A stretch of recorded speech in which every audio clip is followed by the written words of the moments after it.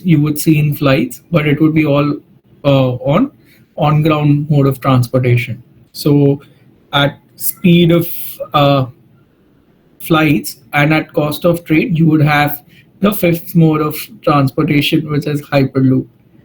Prior to that, I was working with Mahindra Smart Shift, and it was into Uberization of small commercial vehicles, where we would connect, I would say, a cargo transporter to a cargo, you could say, like any, say, store which wants to transport goods within the city, say, delivering furniture, grocery, milk, any of that. So that supply chain linkage within city corridors, intra-city, say from one point of Delhi to another point of Delhi by way of cargo, say Tata Ace. So you could book a Tata Ace on convenience of Smart Shift app, just like as you would do for Uber. So cutting down that very process of owning a vehicle for your intra-city transportation needs, which most of SMEs do. They own up vehicles, but we wanted them to like access the market available vehicles on demand. And by way of education, I'm a chartered accountant. Did my CA in 2013, and then pursued my MBA from IIM Bangalore in 2017 batch. So to say that yes, I've had a variety of experience, right from logistics, tech to I would say transport sector knowledge, and now Healtysure, where it's completely different, and it's an insurtech platform. So talking about Healtysure, we are on a mission to make insurance and healthcare affordable and accessible to all businesses in India, and it is being co-founded by Sanil and me. We have Ashish Sardesai, who comes with decades of experience, and we are reimagining employee health insurance with a people-first approach, where employees can seamlessly access their insurance benefits, file claims in a very simple way, and access health and wellness programs around doctor consultations, health checkups, mental wellness, and all of this for SMEs who today don't even have access to insurance. So the background is pertinent because whatever we discuss and delve deeper, at least I could cite some examples from my personal experience. So here is a fact that today 97% of startups fail in the country. And I know that this is not something very new, but has anyone introspected that why do most startups fail? Now, this is, I would say, the reasons from a survey conducted by CV Insights. And it has been observed that if you rank the reasons for startup failures in, say, descending order, but let's go from the bottom. So there are companies which have failed to pivot, that they start with product X, but they don't understand that the product X has a higher utility and maybe you may go to product Y.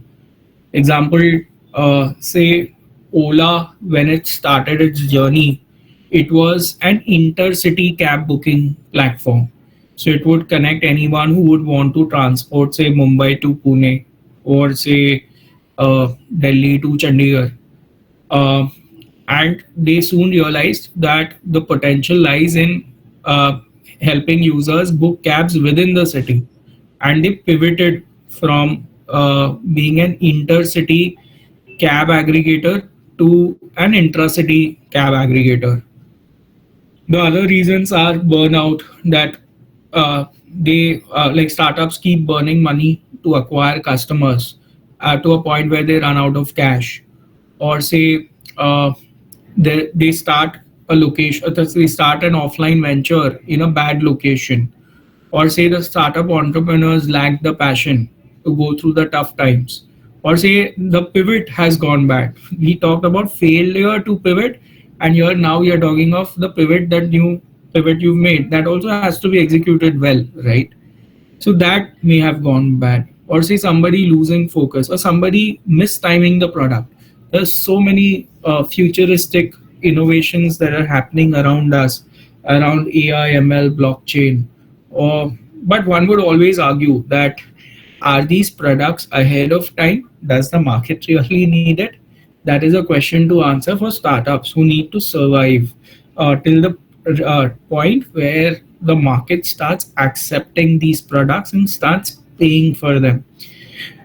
Lacking a business model, so many startups fail to get here. Like you would see that there is like say for example, a company which only runs community events where they post about uh, say networking events in your neighborhood, or they may promote startup stories, host events to let people come and engage with each other. But the very fundamental question is that is it even able to make money out of it? And is that the way where this company would be sustainable? Possibly the right answer would be that you may charge a subscription fee to anyone who wants to be part of that community, and that's how you make a business out of it. Many startups possibly fail in that direction where they don't know how to make money out of the product while they are creating value, but are they able to smartly monetize it? So there would be an example where, say, a startup app, which a healthcare app, which allows a person to track their healthcare symptoms, say around blood pressure, cholesterol, or say any form of other chronic illnesses, their sugar count, heartbeat count, or say like their previous health history on the various body parameters, and aggregating all their diagnostic reports, health checkup reports, X-ray reports, where all of it can be stored in one single platform. And then, whenever a person needs to consult a doctor, a specialist doctor, he can access all his previous health records, and that basis, the doctor is able to consult the patient well. Now, one would argue that if you would charge a subscription fee here, will the users actually come on the platform? And if users don't come in high volumes, then who will be the adopters of the product? Because you need even the doctor on the other side to be able to access those health records using the app. So a smart business model there would be that maybe give it free to users for B2C, and the doctors on the other hand who are using this app for consulting their patients, using getting access to your previous historical records, maybe charge the doctors on the consulting fees that they would charge from the patient, maybe charge a percentage of that consulting fee, because you've made the life of the doctor also very easy. So maybe identifying a right business model is also very critical. Or say a poor product, I guess no examples here to be cited, or pricing cost issues, uh, or say maybe getting out competed. There are many competitors in the market and not able to compete. This would also be one of the major reasons I would also rank, where startups are not able to form teams, or say they run out of cash. Well, the biggest of them all is that whether there's even a market need for a product that you have created. So just as I was saying about say any futuristic innovations that you do, but does the market actually need it? That is a fundamental question that every business should answer. You may say EV vehicles were launched in 2010, where the proposition was that it would help cut down your petrol or diesel costs significantly down back in 2010, and where people were not even environmentally conscious. At that point in time, Mahindra started a vehicle called Mahindra Riva, and it rebranded it to E2O. But yet it never got that success. The reason was that it was very highly priced and there was no resale value of that car. And people, when they buy cars, they look for very good servicing for their after post purchase support. where if my vehicle breaks down, I should be able to easily access service centers around me. And whenever I vehicle is due for a change, I should be able to resell it at a good value. But that is a possibility in internal combustion vehicles, which is petrol diesel cars. But with EV vehicles, with technology upgrades, the resale value keeps losing. And if you price the vehicle at a higher point, then naturally you would not have a product market fit here, which is people are not finding a need to buy an EV vehicle at the time when it was in 2010. Even now, one would argue that people don't need EV vehicles because there's not enough charging infrastructure around buying EV vehicles. But yes, that is emerging. So maybe now it is an early stage for EV vehicles to go live in India.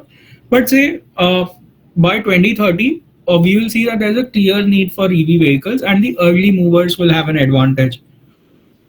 On the contrary, let's talk of, say, self-driven cars. Do you think that self-driven cars will work in a country like India, where people themselves, when driving the vehicle, don't follow the traffic signals? It's a very risky proposition for a country like India, right? So this is something that one needs to always question. Does the market need the product that you've built, and is it ready to adopt the product that you've built? And that is one of the major reasons, or the major most reason, why startups fail. So talking about product market fit, or one would also call it as problem solution fit. Simple bhasha mein, it is nothing but finding a solution that fits the problem. Many a times you build the product and assume that the market will adopt it, unless you are someone like Steve Jobs, who has innovated something completely different from what the world had even seen. An iPhone which would be driven on a touch screen, and it would, uh, you could say, encompass the previous versions of iMusic, and also help people access photos. Like photos was, until the launch of smartphones, never even a feature that anyone had seen, which got launched with iPhone, right? So it is something that one would actually argue that, do you want to build a product that the market has not seen and take a bet or a punt that yes, the market will be all guns, or you could say all gears to accept the what I've launched, versus going a smarter route and understanding what is the problem of the market and then thinking about the solution and pricing points and the customer preferences. The second approach would always be more likely to win as compared to the first approach. Like the first approach requires possibly a scientist or a mad entrepreneur who believes that his product, which has not even been identified as a problem, will win over the market. So it takes a lot of guts and a lot of backing to do so. But the second one is always more likely to win. So, and it is more reliable. Second is that validation or evidence that a product or service will solve a customer problem. So you never really need to build the core product upfront. You may possibly just build a minimum viable product with very minimal frills to see whether the market is willing to accept the product. And these, you could say, early users can be referred as early adopters of the product. So let's talk about a case study here. I would like to discuss this with the students here, and everyone can spend possibly 3 minutes to possibly look at what product would you build given this problem. So all of you are aware of the Delhi weather problem, where in possibly November, December, there are high chills, extremely cold weather that you would actually need to put in or suit up with, say, thick jackets. And these thick jackets, as you know, are very heavily priced. They're only suitable for winter wear, and it's not like the European countries where you can use those jackets all through the year. So if you want good quality jackets, they'll always be heavily priced. So as an innovation cell member, you need to understand this problem in detail and possibly produce a solution to how will you solve this problem. Uh, Say the tenets of the problem are that winter clothes are heavily priced because in India there is no clear value chain or manufacturing chain here which can produce it at low cost. So winter clothes are super heavily priced, and winter doesn't even last too long. But yes, buying them is a necessity, and the lower income class are the most impacted. They are not able to afford these clothes. But on the other side, the middle income class and large income class, they also want to look trendy with the winter wear that they wear, and they are okay to dump the used clothes or the used winter wear of last year, and thereby there's a waste problem as well. So think of it for 2 3 minutes that how would one want to solve this problem if you were to build up business out of this, and what solution would you have? So I would say that I'll let the students introspect for 3 minutes, and then let's take couple of you could say student solutions that they've come up with.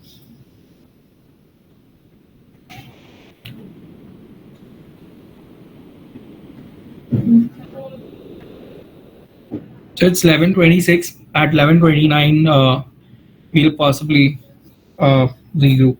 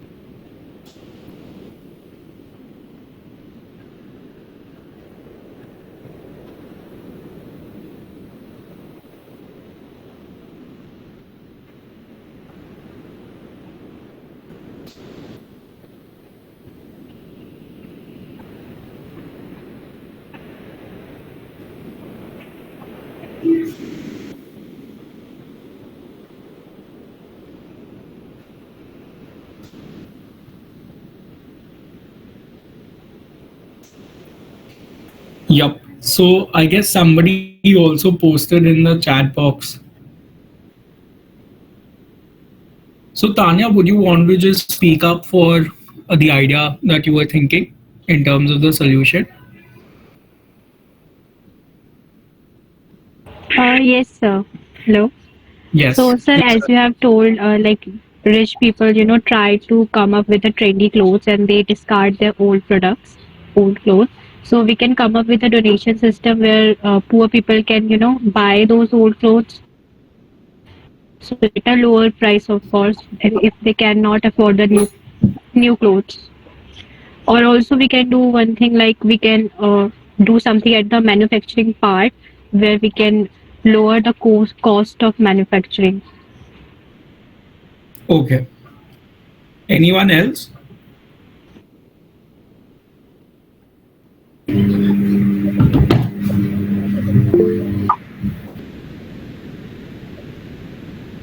Yeah, Renu, please go ahead. Actually, I have some idea that is already worked out. Transformation jacket.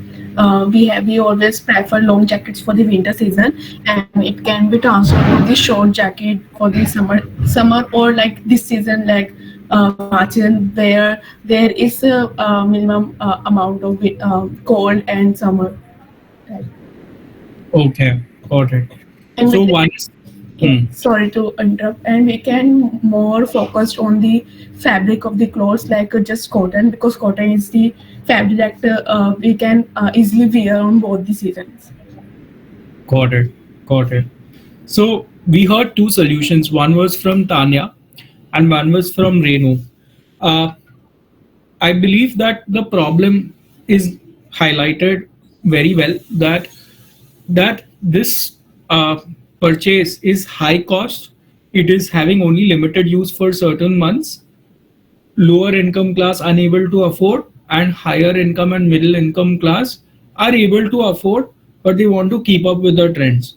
So the problem is actually with the lower income class, for whom possibly this product that we would create or platform that we would create would have an adoption. So talking about that lower income class, we had one solution from Tanya where she said that you create a platform where the rich or the middle income class people can possibly sell these products to the low income class, and they can buy it at a much lower price.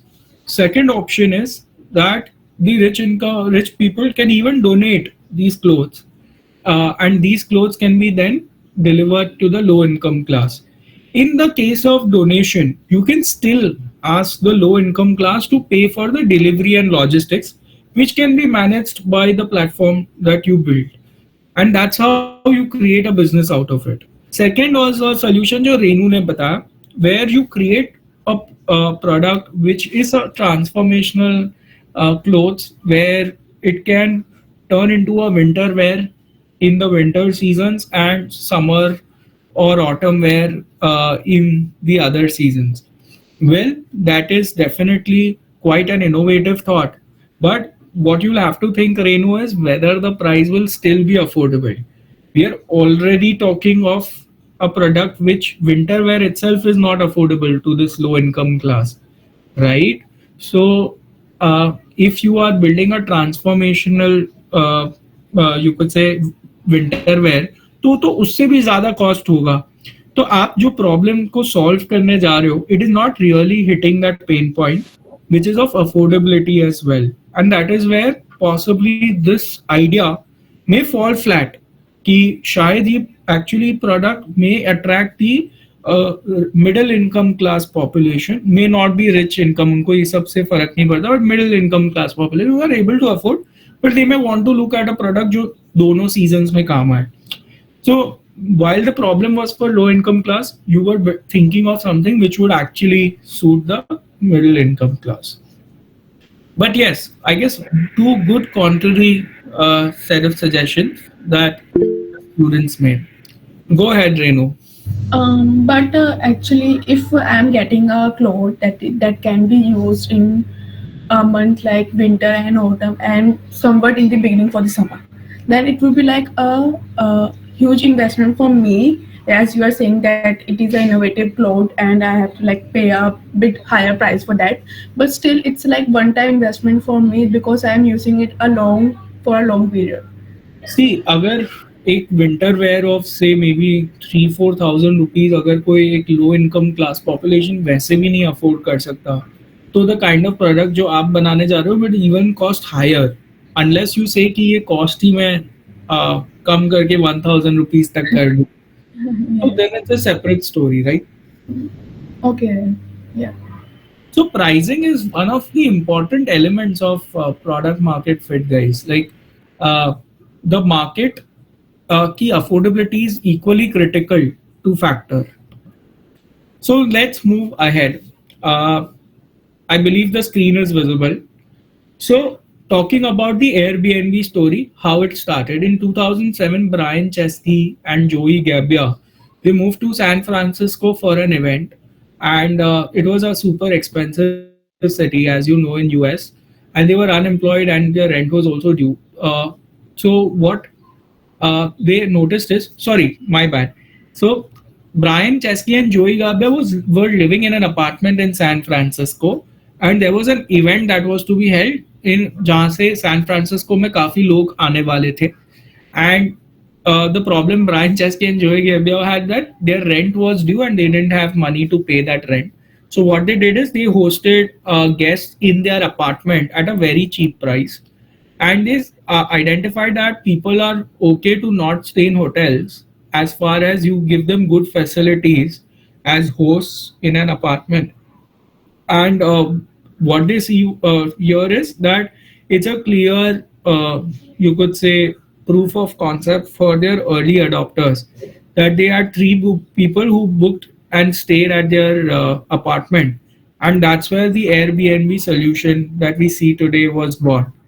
It's a very classic case that उन लोग को तो personal factors की वजह से they were able to relate to the cause, but on the other hand there was a market to it that was willing to immediately adopt them.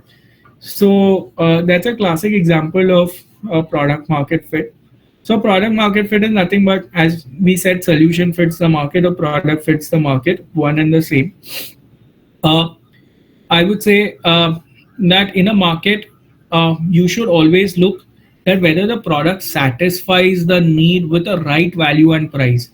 It is always important to factor this component. Imagine uh, कि भूख तो सबको लगेगी, for example, and have you ever thought कि अगर say as a middle income person, if you were to travel to an airport uh, versus if you were traveling to a railway station. Imagine कि कोई airport पे टपरी वाला चाय बैठेगा versus railway station पे कोई लग्जरी रेस्टोरेंट खोल दे. So do you think that will work? Like that price doesn't suit the kind of audience which is coming at that railway station or that airport. Like airport where people are willing to spend and they may not associate with a tapri chai wala at an airport, versus at the railway station, the kind of people who would be coming may not be able to relate to a luxury restaurant at the railway station.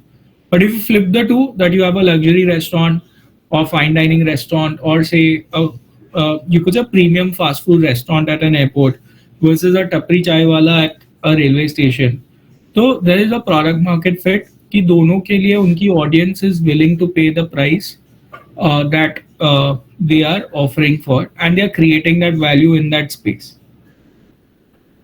So I would say that there's a quote also here that when there's a product market fit, customers are buying your product just as fast as you can make it. Usage increases faster than you scale servers, or you are selling your servers a service faster than you can hire people.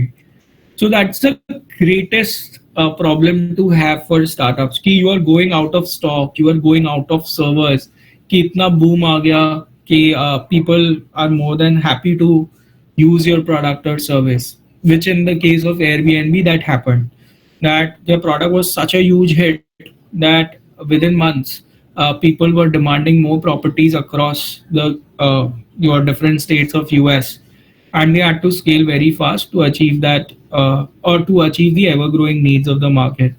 So when we talk about the product, it's a value proposition you deliver, a combination of features and the UI UX, versus the market which has the underserved needs or the target customer himself who you are targeting. So when we see that, you never go climb a pyramid top down, you always climb the pyramid bottom up.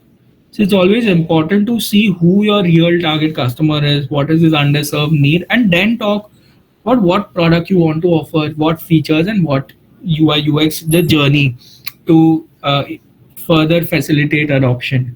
So this is a better way to climb the pyramid, and that's where the market comes first and then the product.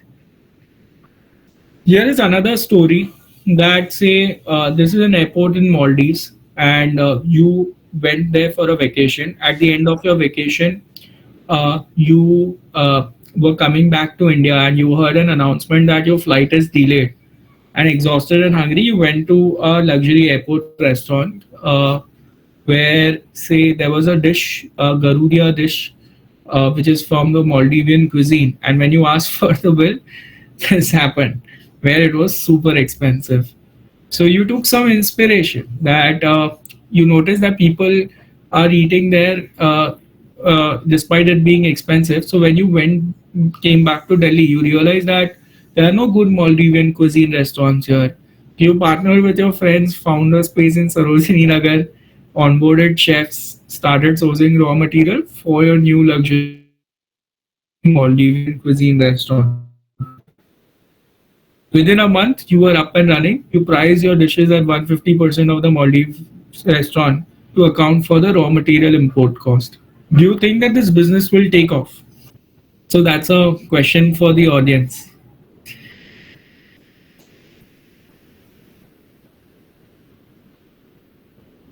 So answering on behalf of the audience, I would say that I believe that Sarojini Nagar, I'm not from Delhi, but from Mumbai. What I understand that it's not a super posh locale. So there is this product market fit conflict that whether people in Sarojini Nagar would be able to associate with a luxury Maldivian restaurant, which is so expensive, vis-a-vis the example where you had this restaurant at the end of your journey in Maldives.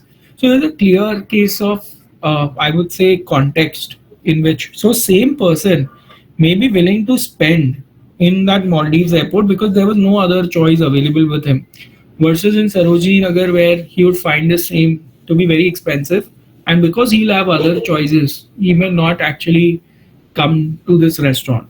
So this is that gap that the same person may also not be willing to relate to the problem or the price for the same product or service which he's experienced elsewhere.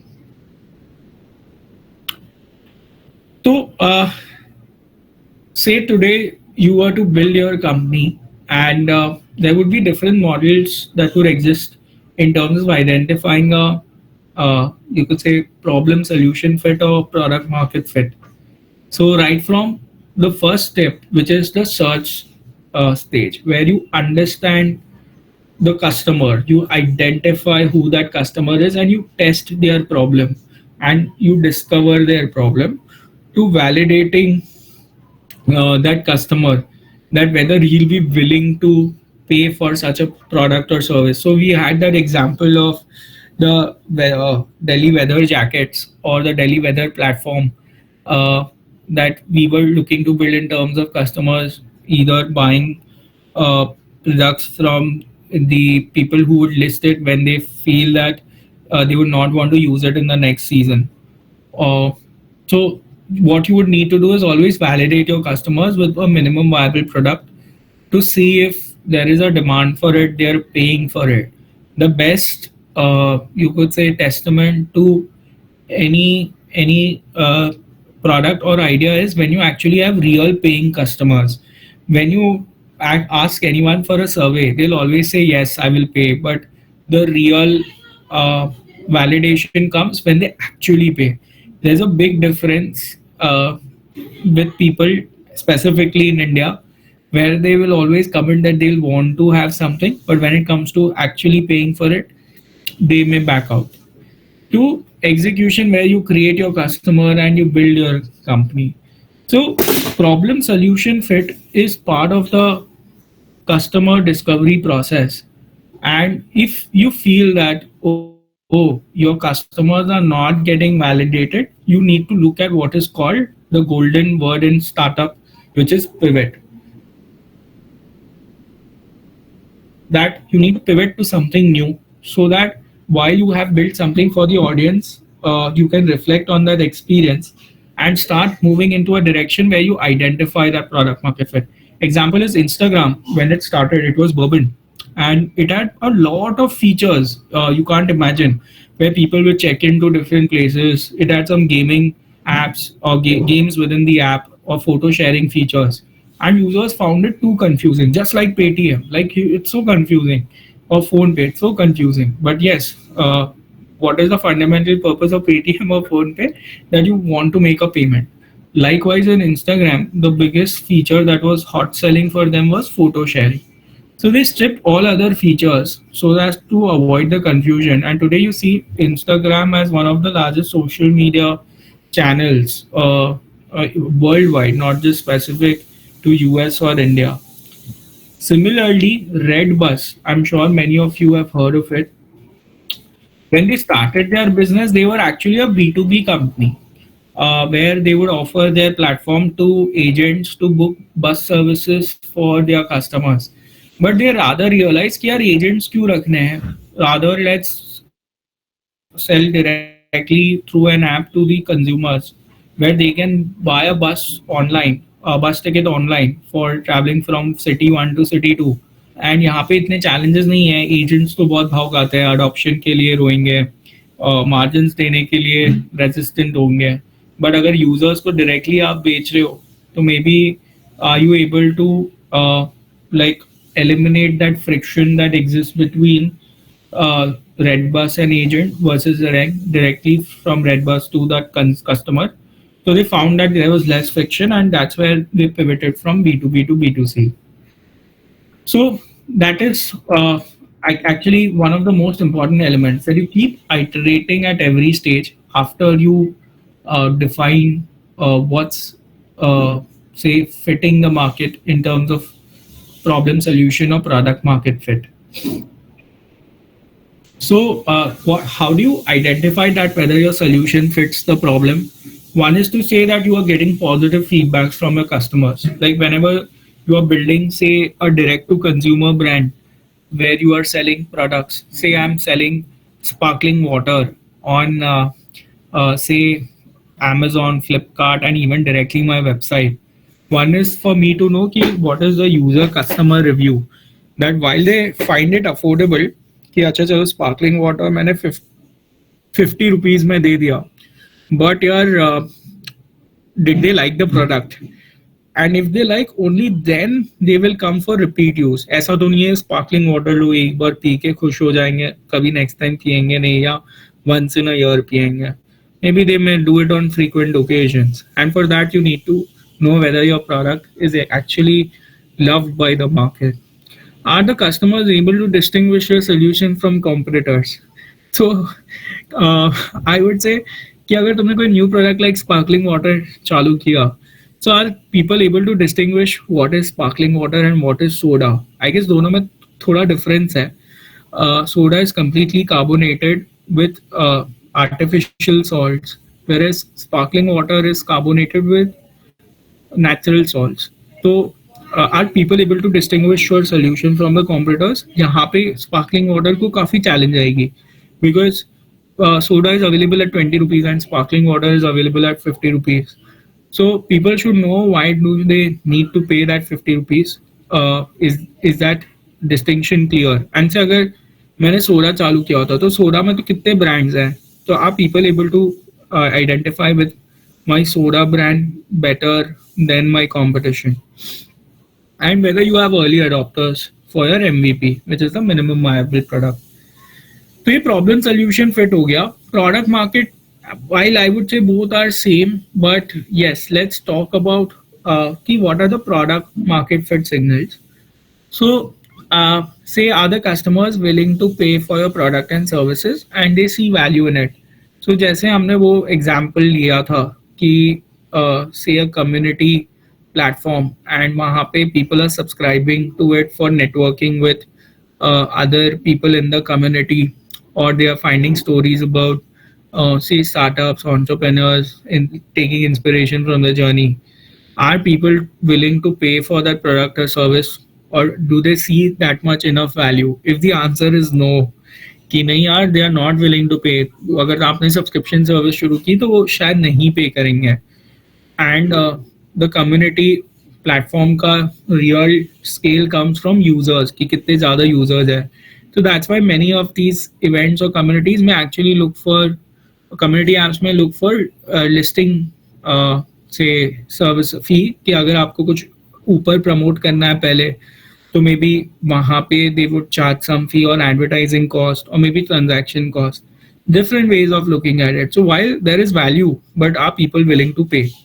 So if that person is not willing to pay, is there an alternate business model you can create? The 40% rule, where 40% of your customers say that they'll be very disappointed if they no longer have access to your product or service. So अगर मैंने कोई product launch किया and वो product अगर मैं बंद कर दूँ, से नेटफ्लिक्स की बात करते हैं कि अगर मैंने नेटफ्लिक्स शुरू किया था back in say 2010 as a founder of Netflix, अगर हम ये चालू करते हैं एंड 2012 में इमीडिएटली हम बोलते कि हम अभी बंद कर रहे थे, अभी तो कोई था नहीं in the market in US also. So will people feel disappointed? The answer was a clear yes. And that is the reason why Netflix found a super product market fit. That there are so many movies, or I would say web series, which cannot even hit the theaters, but people would like to see them. So both on the manufacturers and consumer side, there was a product market fit. Or say you have a net promoter score which is very high, or positive customer feedback. Net promoter score is कि अगर if you would see a scale of 1 to 10, काफी apps में तुम्हें वो ratings पूछते हैं, right? कि will you, how happy are you to, what is your feedback on the app, or how would you rate our app on a scale of 1 to 10?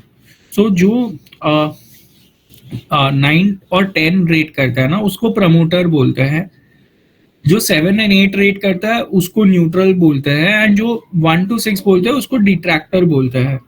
So what does that mean? कि जो 9 and 10 है जिन्हें rate किया है, they will actually create a word of mouth and they'll tell their friends, family कि use this app. Say for example, book my show. They will tell their friends and family कि use करो ये book my show, इससे आप tickets book कर सकते हो. Versus से 1 to 6 कि आपको ऐप ही पसंद नहीं आया, तो जो actually use भी करे आप उनको जाके बोलोगे कि नहीं यार इनके साथ मतलब सर्विस अच्छी नहीं है, इसमें ऐप बहुत हैंग हो रहा है, तो इसको यूज़ करने का फ़ायदा नहीं है. तो that is someone who would actually create negative word of mouth. And 7 and 8 मतलब they will not tell anyone of their experience. So net promoter score is percentage of people who have rated 9 and 10 minus percentage of people who have rated you 1 to 6. So अगर 9 and 10 में 70% है, 7 and 8 में से 20% है, and 1 to 6 में 10% है, तो net promoter score for me is 9 and 10 का 70% माइनस 1 to 6 का 10%. तो 60% is my net promoter score. So on an average, if I onboard 10 users, I'll get 6 more users from that 10 users because they will actually promote my product to other people in their network, and that's how the network effects will kick in. कि your users are your own ambassadors or advertisers. एक होता है delta 4 theory. सो से for example अगर IRCTC ने जब अपना platform launch किया था for ticket booking versus IRCTC का जब ऐप नहीं था एंड लोग ट्रेन की टिकट्स मैनुअली खरीदते थे from the ticket window for travelling from से अक्रॉस द कंट्री, सिटी 1 से सिटी 2 जाने के लिए, तो that was such a cumbersome process. तो अगर डेल्टा 4 का मतलब है कि how would you rate your experience on a scale of 1 to 10 when it was say buying ticket from directly the ticket window, everyone would say maybe 2 or a 3, whereas how would you rate your experience on buying an IRCTC ticket on the app, even with the buggy app that they had in 2011-12, people would still rate that 7 or 8 because patience log in करने में, password reset करने में है, but वहाँ पे ticket window से जाके ticket लेना तो और भी मतलब ज़्यादा पेनफुल था. तो इफ़ योर यूज़र एक्सपीरियंस यहाँ पे 7 8 का, चलो 7 ले लेते हैं, एंड से the experience of buying through a ticket window was 3. अगर that experience में rating difference is more equal to or more than 4, right? तो that is a hit product कि 7 minus 3 is 4 का experience rating, which is the difference. That means कि users will be very patient with you, and they'll be willing to buy at whatever price, not whatever price, but they'll be ready to buy at the price that you are offering. You don't need to acquire customers by burning cash or giving them high discounts. Say like Swiggy, Zomato versus restaurant delivery. Maybe Swiggy, Zomato का experience लोगों का 9 होगा, but same experience buying from a restaurant, directly calling them and ordering a parcel would have been 7. तो उनका delta 4 तो नहीं हुआ, उनका डेल्टा 2 हुआ ऑन एक्सपीरियंस. तो इसलिए स्विगी जोमेटो को काफ़ी बर्न करना पड़ता है to get customers on their app, to lure them, to create a behavioural change. तो जो भी प्रोडक्ट सर्विस की delta rating before and after the product launch is less than 4, तो you need to burn high money, and यहाँ पे product market fit मतलब negative है, versus delta 4 achieve होता है तो प्रोडक्ट मार्केट फिट पॉजिटिव है. So I would skip on this. This is about Healtysure. Uh, but yes, I would possibly maybe leave another challenge with you. Uh, Priyanka, do we have time for around 10 minutes, like 5 minutes for this challenge and 5 minutes for Q&A? Yes, sir, surely. Okay.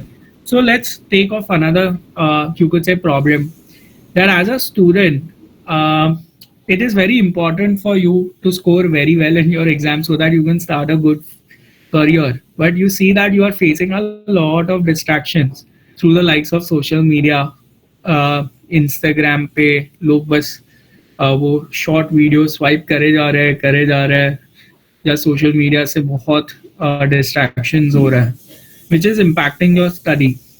So what can you potentially do अगर say if you are an entrepreneur and you want to solve this problem for students जहाँ पे attention deficit है and you want them to focus on their exams, so what kind of solution can you come up with?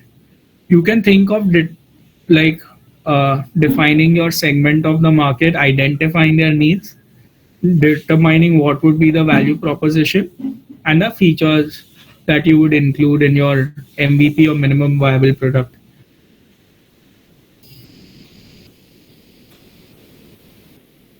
So I'll give 2 minutes to the class here, and yeah, anyone who wants to share their idea, maybe raise their hand. So we'll, it's 11:58. We will take a talk at 12 p.m.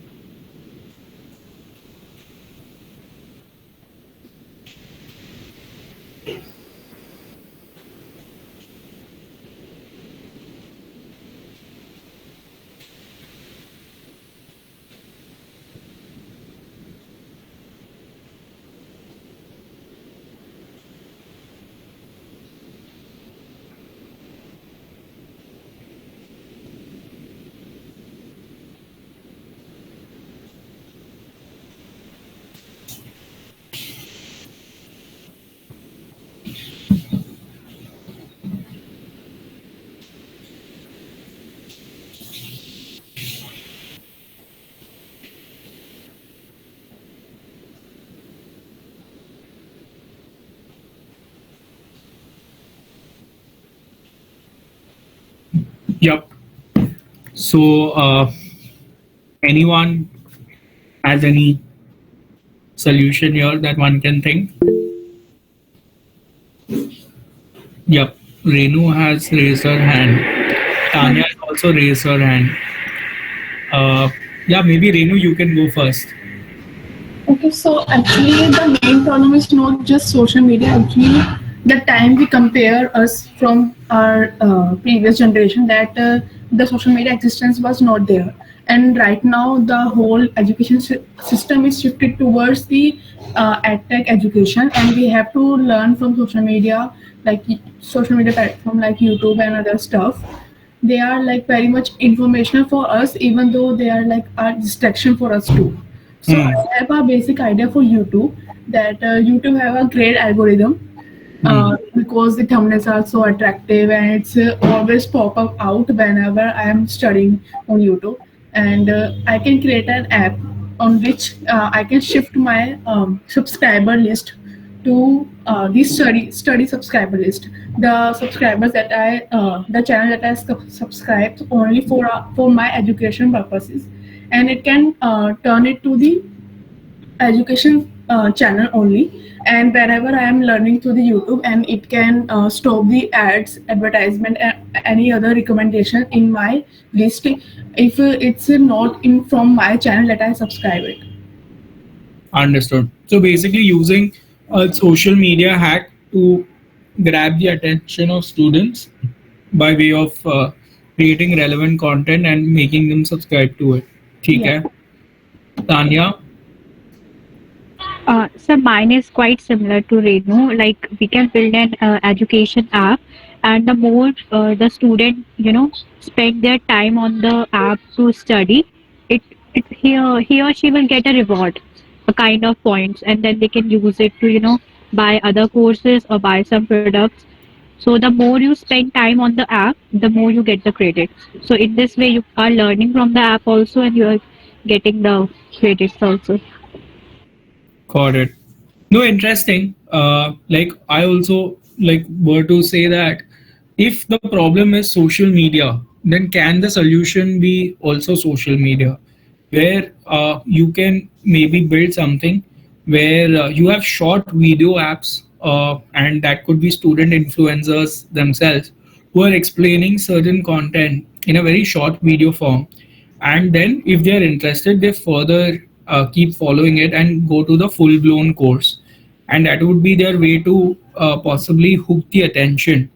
And here the best way to possibly monetize would be that maybe the initial set of courses and everything could be free, and then the premium versions of the courses where students are not getting say, we all know that the curriculum that we learn in schools and colleges is not keeping up with the time that we are in, and maybe students may want to do some more additional courses to become job ready.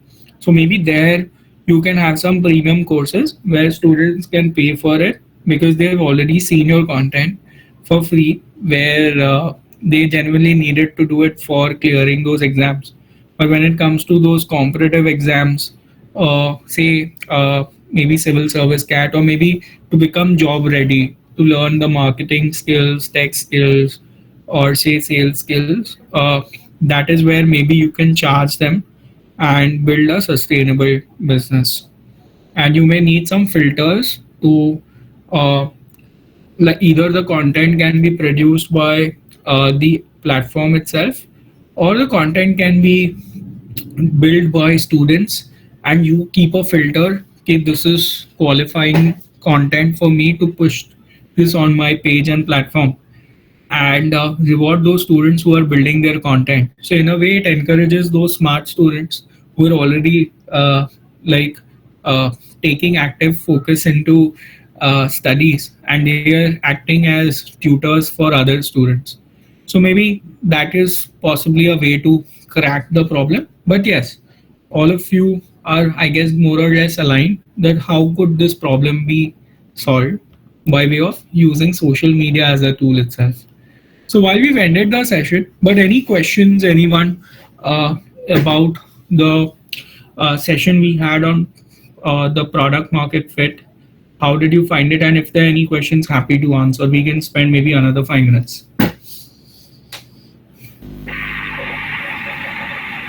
Thank you, sir, for delivering such an amazing session. It was indeed very informative. As sir said, I would also request our audience to kindly post their queries in the chat box, or you can also, unmute yourself and ask questions one by one. Yeah, maybe raising your hand would be better, or posting on chatbot.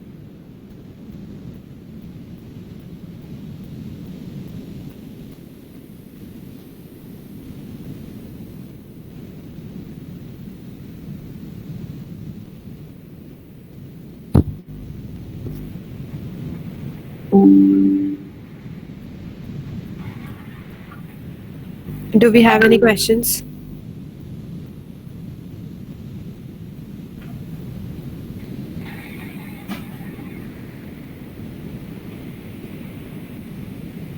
I guess there are no questions then. So Priyanka, you may have the session concluded. Yeah, Surely, it sir. is great to engage with all the students and young minds. I hope that people take inspiration from this and possibly, whenever they're getting into their personal careers or business, they know that okay, this is how I should possibly evaluate problems with this lens. Yes, sir. Thank you so much, sir, for providing such an insightful session. The institution's Innovation Council extends sincere gratitude to you, Mr. Anuj Parekh, for taking out time from your busy schedule and joining us today. So, this session has truly helped in increasing our knowledge about the topic. We extend our deepest gratitude to our principal, ma'am, Dr. Payal Mego, for being a pillar of support and strength. Last but not the least, we would like to extend our heartfelt gratitude to the audience for showing your keen interest in joining us. We hope it provides you with a great learning and outcome. And as Sir said, you would be able to take up learnings from the session and apply it in your near future when beginning with your new startups or business. Thank you so much, everyone. Thanks everyone. Bye. So thank